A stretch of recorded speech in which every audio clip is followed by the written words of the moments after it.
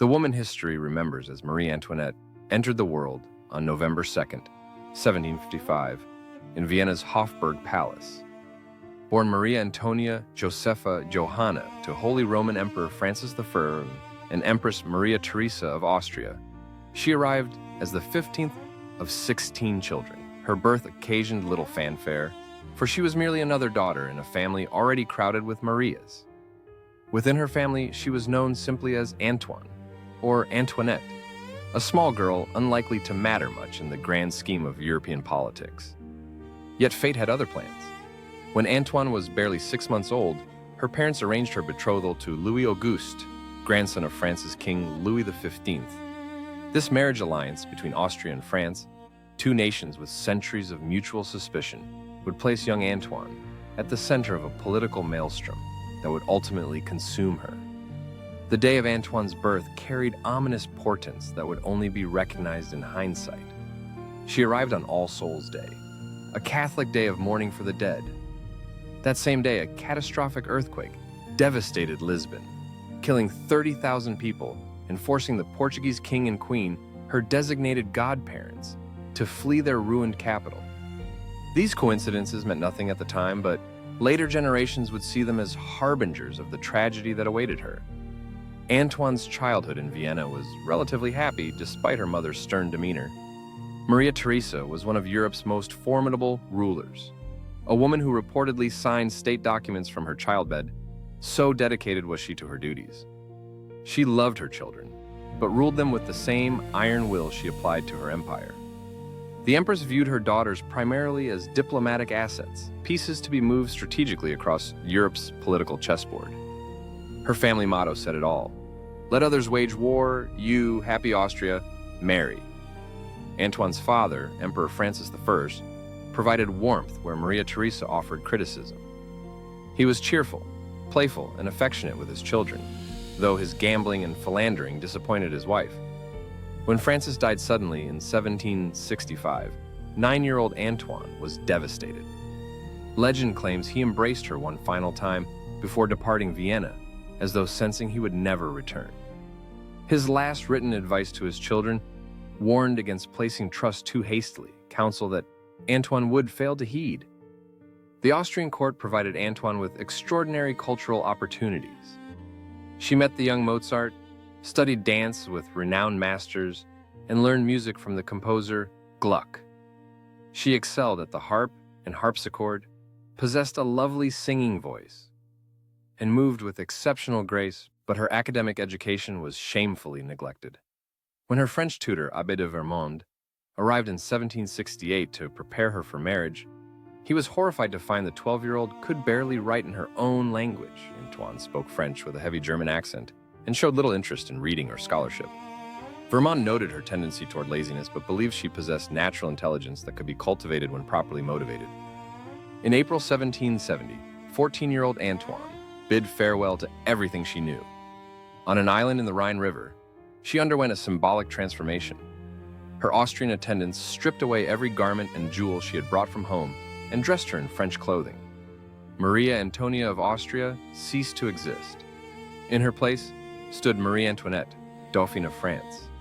She wept as her Austrian companions departed, then composed herself to meet her new family. The wedding at Versailles on May 18th was magnificent, but both bride and groom were terrified. 15-year-old Louis trembled as he placed the ring on her finger. Their apprehension proved justified. The marriage would remain unconsummated for 7 years, a humiliating situation that became immediate public knowledge in a court where privacy was non-existent. Marie Antoinette was dazzled by Versailles initially, but quickly learned that the French court was a treacherous place. She alienated powerful figures through youthful mistakes, refused to acknowledge the king's mistress, Madame du Barry, and dismissed experienced servants in favor of younger companions she preferred. Courtiers who had opposed the Austrian alliance nicknamed her the Austrian with contempt. Even her husband had been taught to distrust her as a potential Austrian agent. The young couple could hardly have been more different. Where Marie Antoinette was vivacious and extroverted, Louis was awkward and shy. He loved reading while she preferred dancing and gambling. He rose early and retired early, while she stayed up late attending balls and the opera. Their incompatibility, combined with Louis's psychological barriers to consummating the marriage, drove them apart. Empress Maria Theresa bombarded her daughter with critical letters, kept informed of every misstep by spies at Versailles. She castigated Antoine for alienating courtiers, for her extravagant spending, and above all for failing to seduce her husband into consummating the marriage. Marie Antoinette responded defensively, hurt that her mother believed the worst of her. The queen developed a reputation for frivolous excess that would never leave her. She gambled away fortunes, wore towering wigs adorned with elaborate decorations, and spent lavishly on clothes and jewels. The French people began calling her Madame Deficit, convinced her spending was bankrupting the nation. When Louis became king in 1774 after his grandfather's death from smallpox, he gifted his wife the Petit Trianon estate as a private retreat. Perhaps guilt motivated his indulgence of her every whim. In 1777, Marie Antoinette's brother Joseph II visited France and spoke frankly with Louis about his marital difficulties. The king's problems were psychological rather than physical, rooted in anxiety and inexperience. Joseph's intervention succeeded. Within weeks, the marriage was finally consummated. In December 1778, Marie Antoinette gave birth to a daughter, Marie-Thérèse Charlotte. 3 more children followed during the 1780s, including the long-awaited Dauphin. But motherhood could not repair the queen's shattered reputation. The years of unconsummated marriage had done irreparable damage. Scurrilous pamphlets depicted Louis as a castrated pig and Marie Antoinette as sexually voracious, dominating her weak husband while taking countless lovers. These accusations were likely false, though historians now believe she did have an affair with the Swedish Count Axel von Fersen, who became her closest confidant and advisor. Her activities at Petit Trianon further damaged her image. She spent extravagantly creating a rustic farm where she and her friends dressed in simple muslin and play-acted at being peasants, while real peasants starved. To the suffering French people, this seemed the height of callous ignorance. The 1787 affair of the Queen's necklace destroyed what remained of her reputation. Thieves duped a gullible cardinal into purchasing an enormously expensive diamond necklace, claiming Marie Antoinette wanted it. When the cardinal was acquitted, it implied the Queen's guilt. The scandal devastated her. As France's financial crisis deepened and Louis XVI's mental health deteriorated, Marie Antoinette became more involved in politics. She was instrumental in appointing and dismissing finance ministers, though she knew little about economics. When Louis summoned the Estates General in 1789, hoping to address the crisis, the gathering only revealed how deeply divided France had become. On June 4, 1789, the 7-year-old Dauphin died of tuberculosis. The nation, preoccupied with political upheaval, barely noticed. 16 days later, the Third Estate declared itself the National Assembly and vowed to create a constitution. On July 14th, Parisians stormed the Bastille. When Louis was awakened with the news, he asked if it was a revolt.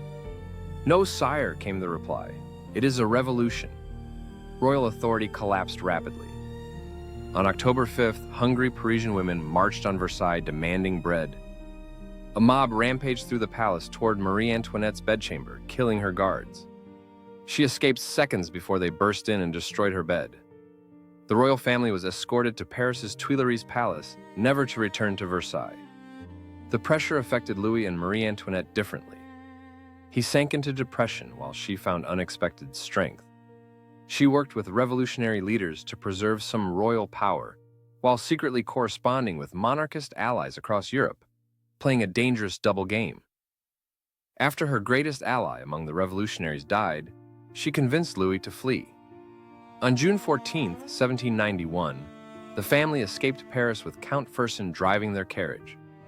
They made it as far as Varennes before Louis was recognized by a postmaster who had only seen the king's face on coins. Returned to Paris as prisoners, they faced a silent, hostile crowd. The revolution radicalized further. France declared war on Austria in April 1792. By September, the monarchy was abolished. In December, Louis was tried for treason, found guilty, and executed by guillotine in January 1793. Marie Antoinette's children were taken from her. Her son endured terrible abuse before dying at age 10. Her daughter would eventually escape to Austria. Marie Antoinette's own trial in October 1793 was a farce. Accused of conspiring with Austria and moral degeneracy, she faced charges based on rumors rather than evidence. When accused of incest with her son, she replied with dignity, "Nature refuses to answer such a charge brought against a mother. I appeal to all the mothers present in court." Women in the courtroom called out in sympathy, and the charge was dropped, but she was still found guilty of treason. On October 16, 1793, Marie Antoinette was led through jeering crowds to the guillotine. At 38, she looked decades older, but maintained her dignity. Journalists wrote that she bore herself with haughty defiance.